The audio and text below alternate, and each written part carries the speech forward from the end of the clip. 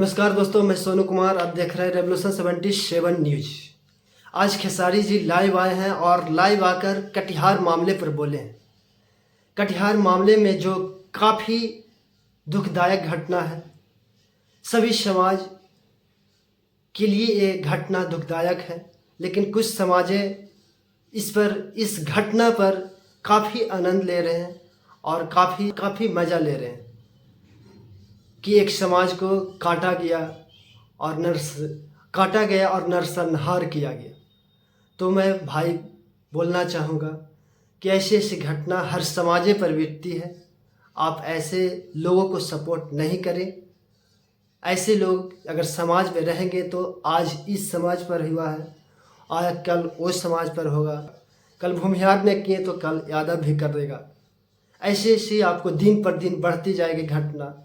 तो ऐसे घटनाओं पर खेसारी जी आकर क्या बोले हैं, क्या चिंताएं व्यक्त किए हैं, अपनी जो दिल का व्यथा बताने का वो प्रयास किए हैं कि क्या घट रहा है।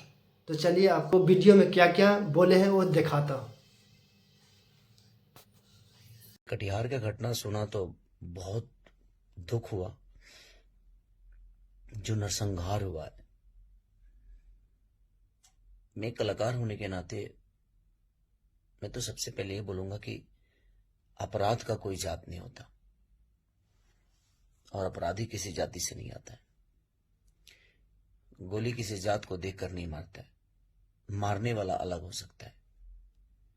तो मैं यही कहूंगा कि ये बहुत निंदनीय है।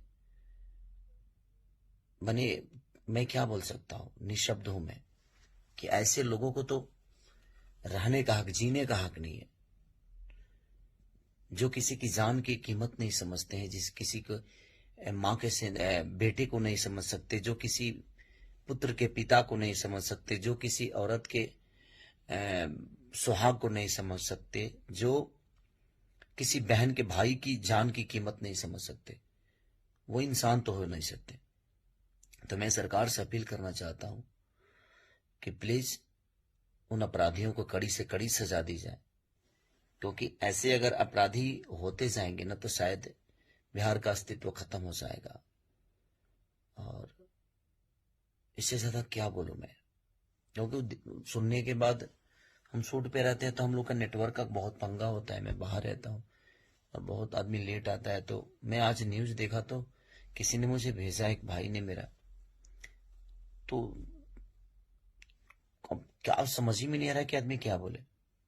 बट बहुत निंदनीय है ये, और मैं निशब्द हूं, मैं क्या बोलूं।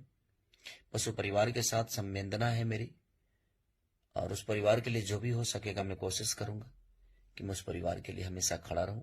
मैं आऊंगा, और अभी मैं हूं थोड़ा सा लंदन में, लेकिन जब भी को बिहार या इंडिया में आता हूं तो मैं कोशिश करूंगा उस परिवार के साथ हमेशा के लिए खड़ा हूं मैं।